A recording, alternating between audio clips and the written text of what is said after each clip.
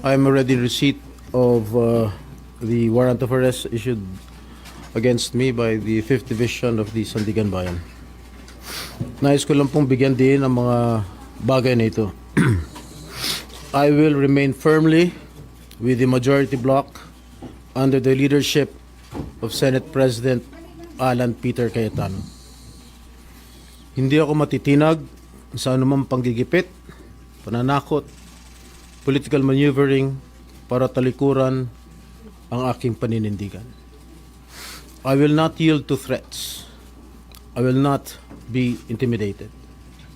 I will not be pressured into surrendering my independence of judgment. I am giving instructions to the Senate Secretary to put on hold my salary. Personal kong pasya ito upang ipakita sa sambayan ng Pilipino na wala akong intensyon makinabang sa pondo ng bayan habang nililinis ko ang aking pangalan. At higit sa lahat, hindi ako papasailalim ng kustodya ng Senado. I will not seek Senate custody. Hindi ko gagamitin ang Senado bilang panangga laban sa mga aligasyon sa akin. Nakahanda akong ipagtanggol ang aking sarili sa hukuman at hindi ako magtatago sa likod ng institusyong ito upang umiwas sa proseso. Ipagtatanggol ko hanggang sa huli ang aking sarili para patunayan na walang batayan ang mga paratang sa akin. Kalokohan ang lahat na ito. Mismo ang Senate Legislative Budget Research and Monitoring Office o LBRMO ang nagsabi sa Ombudsman na wala silang anuman dokumento o record na nagpapakita na ako ay nagpasok ng anuman insertion sa 2025 national budget.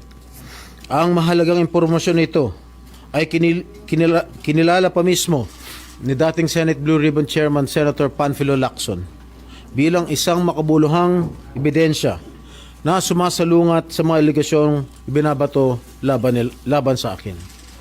So how can the office of the Ombudsman file a plunder case against me when I am not even alleged to be part of or the mastermind of the supposed scheme? Wala po akong kinalaman dyan. Ngayon ko lang po isa sa publiko ito. Maraming beses po ako inalok na talikuran ang independent majority bloc kapalit ang pagbabasura sa aking kaso. Ngunit, hindi ko po ito tinanggap. Mas nanaig ang paninindigan ko na ako'y manatili sa hanay ng mga kasamahan ko sa independent majority bloc. I stand my ground. Ngayon kung tatanungin niyo kung sino sila, abangan ninyo ang susunod na kabanata. I stand my ground because what is at stake here goes far beyond my personal circumstances. What is at stake here is the independence of the Senate. This institution must never become vulnerable to external pressure.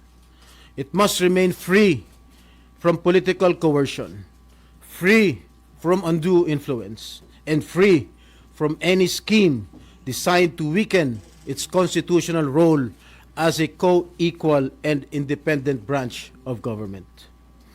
If this is the price I must pay for the decisions I have made and the principles I have chosen to uphold, then I am prepared to face the consequences, however difficult they may be, especially for my family. I will not be broken by accusations, nor will I yield to political pressure. I will meet these charges head on, defend my honor through due process, and place my faith in the truth. I will be proceeding now to the CIDG to voluntarily surrender myself. Maraming salamat po. Okay na? No more question, guys. At yan, pupunta na sila sa CIDG.